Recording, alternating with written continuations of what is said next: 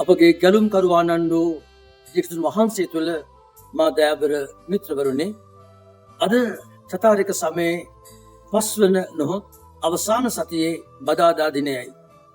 වත ඉරාගෙන නොව සිත ඉරාගෙන ඔබගේ එකම දෙවිදානන් වෙත පැමිණෙන්න යන ශුදෝ කැදවීමෙන් ආරම්භ කළ චතාරික වන්දනා ගමනේ අද දින දේව වචනය එකම දෙවිදානන් තුළ ස්ථීර ඇදහිල්ලෙන් ජීවත්වීමට අපට ආරාධනා කරනවා.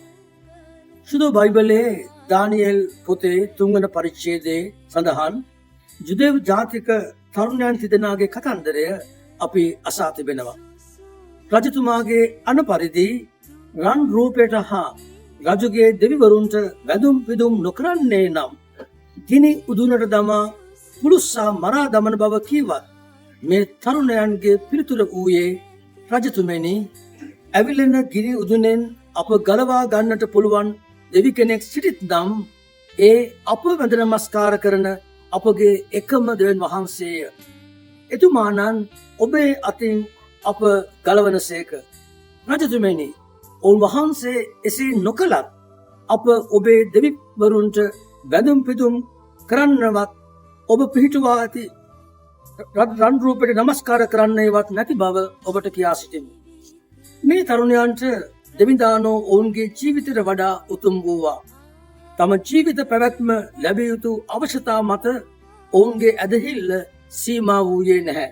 එය ජීවත් වූවත් මරණයට පත් වූවත් එකම දෙවියන් වහන්සේ කෙරෙහි පමණක් රැඳ වූ ස්ථීර ඇදහිල්ලක්. දෙවියන් වහන්සේ ඔවුන්ගේ ඇදහිල්ල නිසා ගැලවීමේ වරප්‍රසාද දානය කළා පමණක් නොව රජතුමාගේ සිත වෙනස් කොට ඔහුටත් ඔහුගේ ප්‍රජාවටත් මේ තරුණයන්ගේ ස්ථීර ඇදහිල්ල තුළ ගැලවීමේ මාර්ගය විවෘත කළා. දැන් රජතුමා කියනවා මේ ජුදා තරුණයන් තිදෙනාගේ දෙවියන් වහන්සේට ප්‍රශංසා වේවා. මන්ද ඔවුන් වහන්සේ තම දූතයා එවා තමන් වහන්සේගේ මේ සේවකයන් ගලවා ගත්සේක. මේ ආකාරයෙන් ගලවා ගන්නට හැකි අන් කිසිම දෙවි කෙනෙක් නැත. අද සුදු සුවිශේෂ තුළ යේසුස් වහන්සේ අපට කියනවා මාගේ ගැලවීම දායක දහම තුළ ජීවත් වන්න. එවිට ඔබ මාගේ ශ්‍රාවකයෝ ගෝලයෝ වනු ඇත. එවිට ඔබ සත්‍ය දැනගනු ඇත. සත්‍ය ඔබව නිදහස් කරනු ඇත. එකම සත්‍ය ඇදහිල්ල තුළ නිදහස් මනසකින් යුතුව ගැලවීමේ වරප්‍රසාද භුක්ති විඳීමේ භාග්‍ය අප සියල්ලන්ට ලැබේවා. ආමෙන්.